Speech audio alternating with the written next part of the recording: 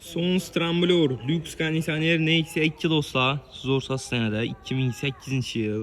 Maşınımızın kraskası bir qatar zənglər işlənən, metan qazları, metan srokan mərkəzi var. 102.000 kilometrəyən. Qılınma işləri. 4 inçak boş balon, maşın polnu, atidoy, həm meri şumkə, drugoy, tonirovkalar olan, aynalar knopkada. Teylərəm uzun zavatskoy 20 tikini tutdu.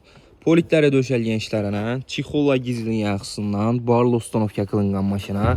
Heç yerində kəmsküydü, iş yox. Bir qatar ustalarca görsüb teşkiltir bala arasıla.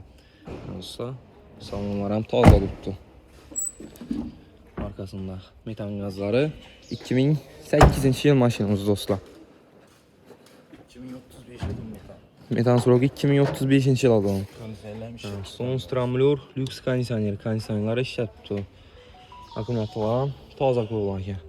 Udarı başqası yox. Çatda aksine bulma. 2008-ci il. Baxası 42 milyon son.